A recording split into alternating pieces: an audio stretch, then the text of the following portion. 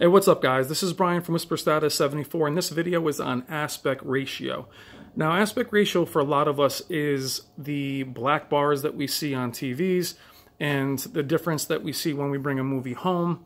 And black bars were never a huge topic of conversation, at least until we went from the CRT tube TVs to 16:9 TVs, and all of a sudden those black bars were still there.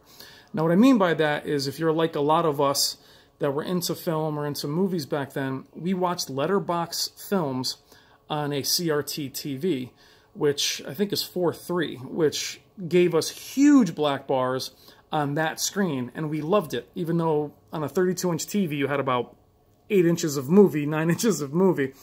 But we really wanted it to be as true as it possibly could be.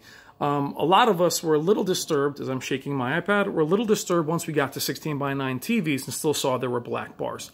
So quickly, these are the aspect ratios you'll see on Wikipedia. They cover a bunch of them, very obscure ones. What I want to show you, though, is how many there are and how many you may see on movies. There's also different variations of this. Now, as we look, you start off with social networks, movie tone aspects, early television, traditional television, that's the 4:3 that so many of us are familiar with as I shake around. Academy Standard Film. Now, IMAX motion picture film. Think when we're watching The Dark Knight and those movies go full screen, that's kind of what you're looking at. Classic 35mm film, a computer monitor, skip all these, European. But as we get down to the ones we're most familiar with for widescreen films, we're kind of in there. A current widescreen cinema standard is 235, 239, there's 2.4, there's a bunch of different ones, but that's what you see when you go from full screen to widescreen, knowing that the theater isn't 16:9 when you're looking at it in the theater. So the question is, or the conversation always is, do you want things to be full screen where there is some cutoff or some zoom in, or do you want things to be true to form? Myself, I want things to be as true as they possibly can.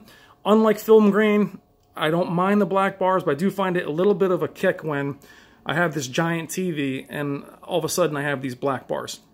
For those of you that have smaller TVs, 42 inches, 49 inches, you're like, wow, I lost half the picture to these black bars. And I'm going to show you some films. We're going to compare them quickly and show you how much you gain and how much you lose.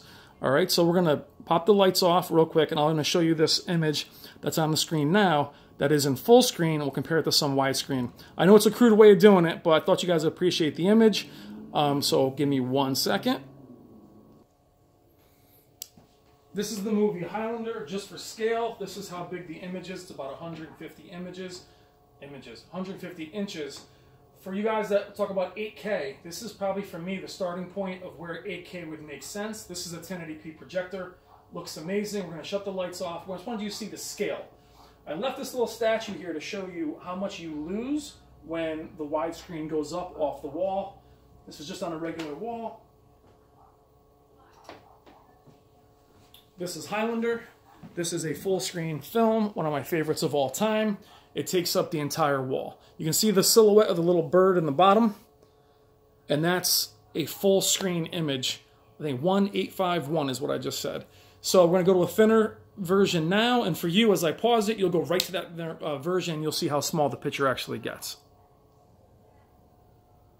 Now this is Mad Max Fury Road. Excuse me, the out of focus. This is 2:4:1. And what you're seeing is you're losing about here, about 5 inches from the bottom, 5 inches from the top. Now, it looks like a much wider image, but look how much real estate you actually lose. If you're picturing this being a 49-inch 4K display or a 55-inch OLED display, you can see how much you would lose. And if you're somebody that's sensitive to black bars, a film like this would all of a sudden kind of swim in space. Now, it's the truth, the way it was filmed, there's a reason it was filmed this way, but I just wanted this to be a way to show you guys how much real estate you lose, which is okay, it was meant to be shot that way, but why these films, or how much they deviate, or how much they change from full screen to widescreen. There's a bunch of other obscure widescreens. I have a million of them. I just didn't go through a lot of them. I found some popular movies that I didn't think I'd get flagged for. But This is widescreen. This is 2x4x1. We'll pop in another full screen and show you that as it pops back up.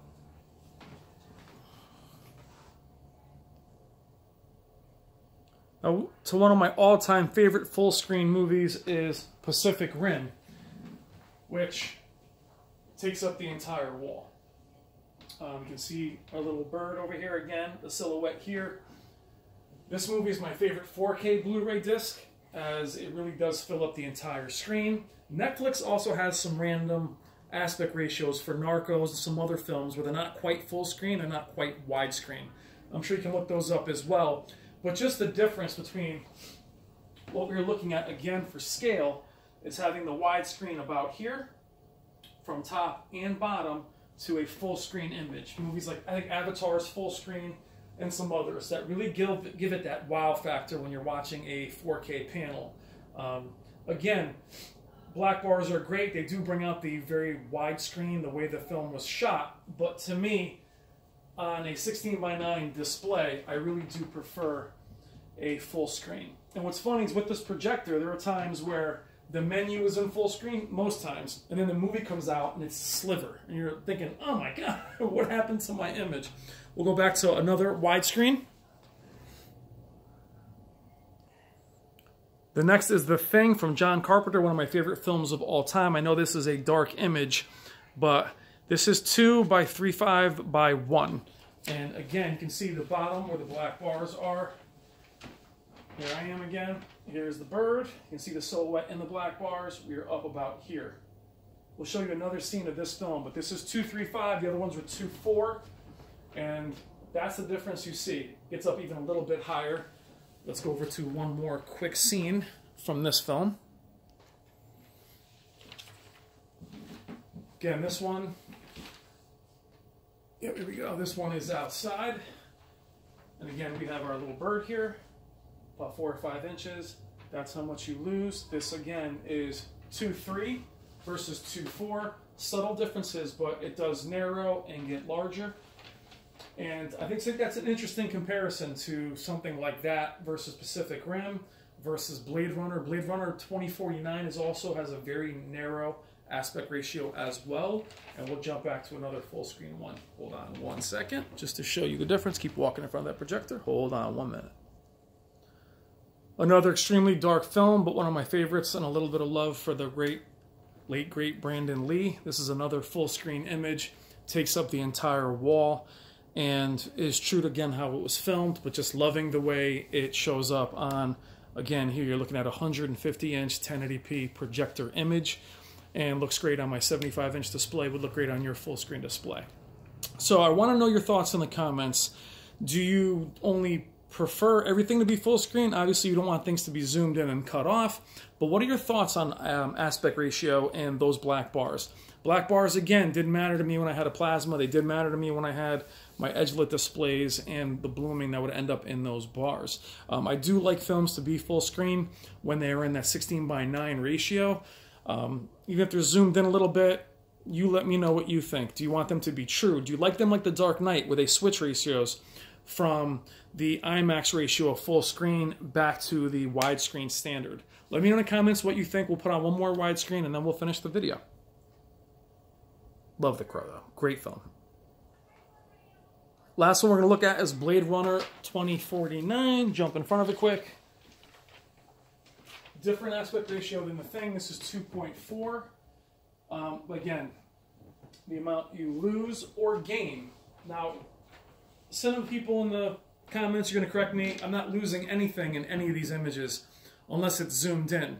This is the true aspect ratio. You don't lose anything. And I don't want to lose anything by it being zoomed in. But I want to know what you guys think in terms of how much you love full screen images. This is, again, a projector just for scale, putting my body against it. This is 150 inches, give or take.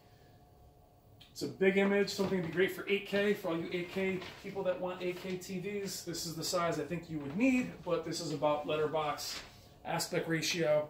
So to go over the films really quick, Mad Max was in 2x4x1, Blade Runner 2x4x1, Highlander was 1.85x1, The Thing was 2.35x1, and just for scale, Marvel's Avengers, the first one, is 1:7, 8:1. So there are some varying differences in full screen and widescreen. So that's the video, guys. Let me know what you think in the comments, what you prefer in terms of widescreen. Does it really matter to you? Do you like a full screen image? Does it make your display feel larger or smaller depending on the size of your 4K display? Let me know what you think in the comments, guys. Thank you as always. Another video was very choppy because I'm not the best editor. I'm just doing it. I don't know anything more than you. So what I'm going to do is in the comments below or in the description below, I'm going to put a couple aspect ratio videos from filmmakers that are going to explain why films are shot that way and why they're done the way they're done and why they position shots to give you more space, less space. There's a whole science behind it for photography and for filmmakers that I know nothing about. I'm just like you guys. But we're going to show you one quick menu, and then we're going to show you another movie, and then this will be the end.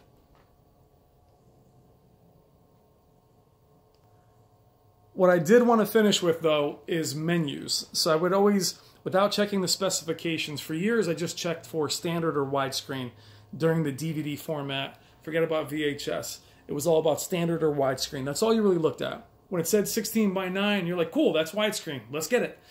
The biggest tease, though, before I was really looking at specifications for my widescreen TVs and for the projector, was seeing the menu. You're like, ah, here we go. Full screen, looks good, looks great.